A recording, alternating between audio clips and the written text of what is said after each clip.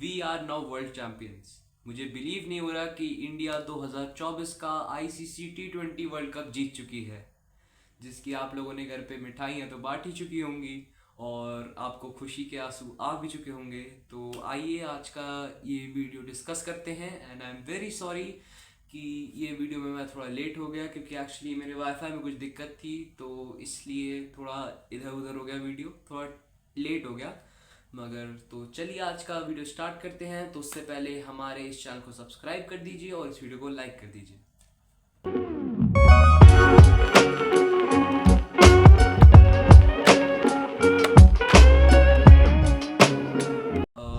हमने बैटिंग की, we batted first, और ओपनिंग पेयर रोहित शर्मा और विराट कोहली का जैसा इस पूरे टूर्नामेंट में चला था वैसे ही चला। कोई भी उसमें सुधार नहीं देखा गया। कभी एक कोई प्लेयर चलता है तो कभी दूसरा कोई प्लेयर चलता है। तो अगर आप ऐसे देखेंगे तो रोहित और विराट रोको की पूरी जोड़ी फेल रही। इट इज़ द रियलिटी कि इस पूरे वर्ल्ड कप में रोको ज़्यादा कुछ नहीं कर पाए। दोनों एक साथ नहीं, इंडिविजुअली तो दोनों ने बहुत कुछ हासिल किया। So Virat Kohli perform very well. अब विराट कोहली ने जो जितने फाइनल के पहले वाले मैचेस थे उसमें 75 रन बनाए थे, और एक लौते वर्ल्ड कप के मैच में उन्होंने 76 रन बनाए। So it was a very decent inning, very fine inning, very responsible inning हम कह सकते हैं। क्योंकि जब उन्हें वहाँ पे अपना विकेट बचाना था तो उन्होंने वहाँ पे अपना पूरा विकेट बचाया, और रोहित शर्मा जल्दी आउट हो गए। उनने कुछ ऐसे शॉट्स मारे केशव महाराज को, 2 बाउंड्रीज मारी, मगर वो आखिरी में आउट हो गए। और आई थिंक सो LPW हुए थे या बोल्ड हुए थे, नहीं शायद कैच आउट हुए थे। मैं थोड़ा वो वो वो ऐसे आउट हुआ था। तो ये रोहित शर्मा की भी प्रॉब्लम है, और मुझे भी याद नहीं है। आई थिंक स्वीप मारने गए थे और शायद कैच आउट हो गए थे। और उसके बाद आते हैं ऋषभ पंत, और this was not expected from Rishabh Pant. Come on, he is my favourite player, but he doesn't played well in semi-final and in final. Like he just came and he got out on and full toss. Like वो ball Rishabh Pant कहीं पे भी मार सकते थे, मगर उन्होंने थोड़ा बैकफुट पे जाके गैप में ढकेलने की कोशिश की, मगर अनफॉर्चुनेटली उनका टॉप एज लग गया and he got up by the wicket keeper. So it was very unfortunate. और उसके बाद स्काई आते हैं और स्काई जाते हैं। तो रोहित शर्मा, ऋषभ पंत और स्काई के बारे में भी, बड़े मैच में स्काई नहीं खेल पाता है, this is the truth. Semifinal में उसने अच्छा खेला था, मगर फाइनल में ही फेल्ड। तो इंडिया के 3 विकेट आई थिंक 34 रन पे गिर जाते हैं, और वहाँ पे सिर्फ विराट कोहली थे। हालांकि इंडिया के जो पहले ओवर में 15 रन विराट कोहली ने 3 चौके लगाए थे मार्कुन जैनसन को, तो इंडिया की शुरुआत तो बहुत अच्छी हुई थी, मगर पावर प्ले खत्म होते होते बहुत ही 3 विकेट गिर चुके थे। बहुत ही प्रेशर सिचुएशन में थी टीम इंडिया। और उस समय आते हैं हमारे वन एंड ओनली बापू। आप मेरे वर्ड्स को मार्क कर लो, इस समय इंडिया के पास जो बेस्ट ऑलराउंडर है, जडेजा और हार्दिक से भी अच्छा, वो है अक्षर पटेल। बॉलिंग में भी बंदे ने कमाल दिखाया है, फील्डिंग भी इंप्रूव हुई है, और बैटिंग तो क्या ही लाजवाब किया है। तो जहां विराट कोहली संभल के खेले थे, वहीं पे अक्षर पटेल आते ही स्पिनर को छक्के पे छक्के लगाए जा रहे थे। सो अक्षर पटेल अनफॉर्चुनेटली बहुत अच्छी पार्टनरशिप चल रही थी, लेकिन 47 रन बना के आउट हो जाते हैं। और उसके बाद शिवम दुबे आते हैं, और अक्षर पटेल की एक बहुत ही अनफॉर्चुनेट पारी थी, और बहुत ही अनफॉर्चुनेट तरीके से वो रन आउट हो गए। अगर वो होते तो इंडिया के और भी रन बन सकते थे, क्योंकि कोहली उस समय संभाल संभाल के खेले थे, और अक्षर पटेल को वो स्ट्राइक दे रहे थे, और अक्षर पटेल बस हिटिंग किए जा रहे थे। मगर अनफॉर्चुनेटली ऐसा नहीं हो पाया, उनका 50 भी नहीं कंप्लीट हो पाया, वो आउट हो गए। और उसके बाद आते हैं शिवम दुबे, और वेरी अनएक्सपेक्टेड परफॉर्मेंस, क्योंकि हमने देखा हुआ है कि शिवम दुबे IPL में क्या कर सकते हैं, मगर इंटरनेशनल लेवल पे उन्होंने उतना कुछ परफॉर्म नहीं किया था। लेकिन फाइनल में ही प्लेड वेरी वेल। बंदे ने बहुत अच्छे शॉट्स दिखाए, और जैसे शिवम दुबे आया उसने कोहली से हटाया थोड़ा, मतलब दोनों ने एक दूसरे की हेल्प की। वहाँ पे दुबे मारना चालू कर दिया, तो वहाँ पे कोहली भी मारना, अपनी रफ्तार पकड़ ली कोहली ने। तो दोनों ने बहुत ही अच्छी बैटिंग की, और आई थिंक कि कोहली ने उसके बाद बहुत ही अच्छा किया था, एक्सेलरेट किया था। और लेकिन अनफॉर्चुनेटली कोहली भी आउट हो गया था। शायद जिस शॉट से उसने छक्का मारा था, शायद मार्को जैनसन की बॉल पे वो आउट हो गया था। विराट कोहली आउट हो गए थे। तो आई थिंक उसके बाद उतना अच्छा फिनिश नहीं रहा मेरे ख्याल से, क्योंकि उस समय जहाँ पे टीम इंडिया थी, हार्दिक पांड्या ने ऐसे कुछ अच्छे शॉट दिखाए, मगर मुझे लग रहा था कि और भी अच्छा स्कोर बनाया जा सकता था। मगर it was a decent score for a decent pitch. मैं ये नहीं बोलूँगा कि that was the match winning score, क्योंकि वहाँ पे कुछ भी हो सकता था। हमने देखा था कि जब 30 बॉल में 30 रन चाहिए थे, तो पूरी तरह से आप 90%, 95% आप मान सकते थे कि साउथ अफ्रीका वहाँ से जीतेगा। वो तो हमारे बॉलर्स इतने ग्रेट हैं, और मैं बता दूं ये टूर्नामेंट हम लोग ओनली एंड ओनली बॉलर्स की वजह से जीतने हैं। बैटरों ने अपना योगदान दिया है, मगर अगर आप ऐसे सोचो कि कहाँ से हमारे बॉलर्स निकाल के ले गए, वैसे उसकी आगे और बात करेंगे, मगर आइए चलते हैं बाद में साउथ अफ्रीका की बैटिंग के ऊपर। पहले तो हमेशा की तरह बुमराह आए और बुमराह छाए, उन्होंने पहली विकेट ले ली।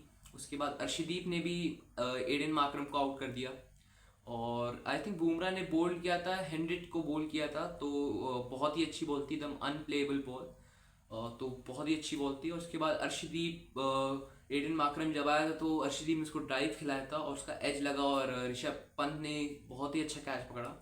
और ये भी एक बहुत अच्छा साइन है इंडियन टीम का कि ऋषभ पंत की कीपिंग जिस तरह से इम्प्रूव हुई है। बंदे ने बैटिंग में तो दिखाया ही है, मगर जिस तरह से बंदे की कीपिंग इम्प्रूव हुई है, इट्स जस्ट इनक्रेडिबल। आईपीएल में भी देखो और इंटरनेशनल में तो दिखाया ही, उसने दो दो बार फील्डिंग मेडल जीत चुका है बंदा, इस टूर्नामेंट में उसने जीते हैं टीम इंडिया से। तो बता सकते हैं कि वो कितना मतलब अच्छा विकेट कीपर बन के आया है जब से उसका एक्सीडेंट हुआ है।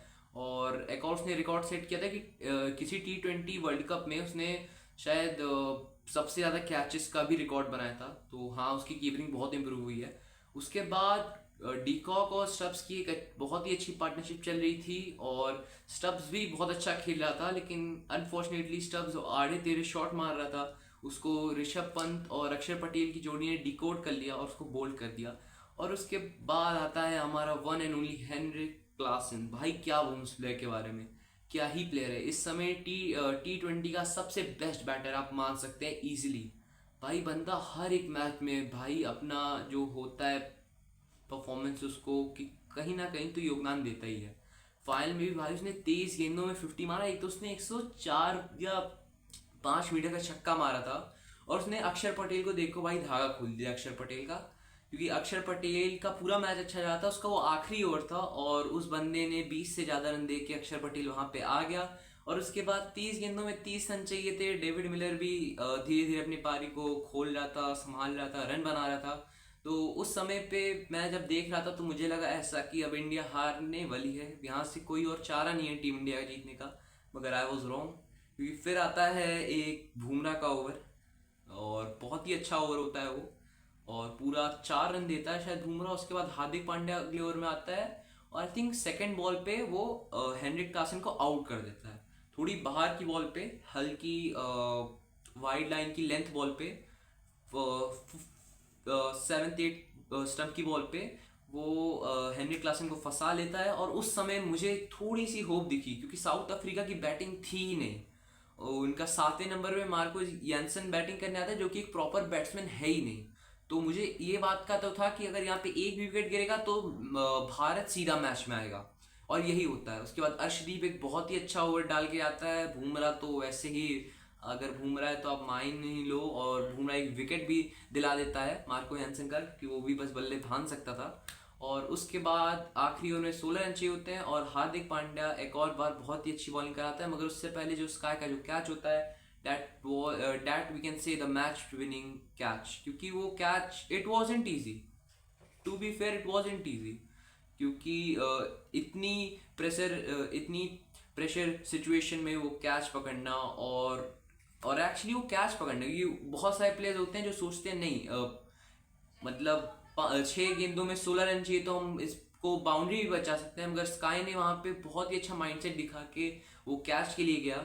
और कम ऑन, फील्डिंग की तो इंडियन टीम की क्लैपिंग होनी चाहिए भाई, क्या ही कितनी ही अच्छी फील्डिंग इंडियन टीम ने की है। और सूर्य कुमार यादव ने, आप ये कह सकते हैं कि वो जो बॉल थी वो एक तरह से बॉल नहीं थी, वो एक वर्ल्ड कप था जो कि सूर्य कुमार यादव ने पकड़ लिया। और चाहे वो उन्होंने बैट से योगदान नहीं भी दिया हो, लेकिन आगे के समय में हमेशा लोग सूर्य कुमार यादव के योगदान को इस मैच में जरूर याद रखेंगे, क्योंकि टू बी ऑनेस्ट अगर मिलर होता तो उसने वैसे भी, उसको बॉल मिल गई थी, उसने हिट किया था, मिस हिट हुआ था लेकिन तब भी वो छक्का जाने वाला था। तो आई थिंक वहां से डेविड मिलर मैच को पूरा बदल सकता था। हो सकता है साउथ अफ्रीका जीत भी जाती, लेकिन हार्दिक पांड्या ने उसके बाद कोई रन नहीं खर्चे और आखिरी में इंडिया वर्ल्ड कप जीत जाती है। उस समय मैं अपने टोस में था जब इंडिया वर्ल्ड कप जब सब कर रहे होते हैं, रोहित शर्मा, फिर मुझे याद है कि एकदम से दिखाया जाता है कि रोहित शर्मा ग्राउंड पे गिरता है और ग्राउंड को मारने लग जाता है। So that was like goosebump movement कि आपको देख के गूजबम आ जाए। उसके बाद Hardik started crying, Mohammed Siraj started crying, और उस समय पे एकदम वैसा लग रहा था, एकदम 19/11 की याद आएगी, 19/11/2023, जिसको कोई नहीं भूल सकता कि उस समय कैसे हारी थी टीम इंडिया, कैसे मोहम्मद सिराज रो रहा था, कैसे रोहित शर्मा रो रहा था, कैसे विराट कोहली रो रहा था। सो वेरी अनफॉर्चुनेटली उसके बाद सबकी फैमिलीज आती हैं। तो और जब इंडिया वर्ल्ड कप उठाती है, जब रोहित शर्मा ऐसे ऐसे ऐसे डांस करके जा रहता है, तो it was like a dream. Like हमारे मदरलैंड से, हमारी मदरलैंड कंट्री ने एक वर्ल्ड कप उठाया इतने सालों बाद हमारी आंखों के सामने, और वो भी इतने ब्रिलियंट मैच में। सो yet it was a very good feeling. अभी बात करने को तो बहुत कुछ बचा है, मगर अब मैं ये वीडियो यहीं पे रोक रहा हूँ, क्योंकि अब और भी आगे वीडियो आएंगे। और भारत जीत गई और इसकी खुशी मुझे लगता है हर 140 करोड़ भारतीय को होगी, और गर्व होगा अपने भारतीय प्लेयर पे।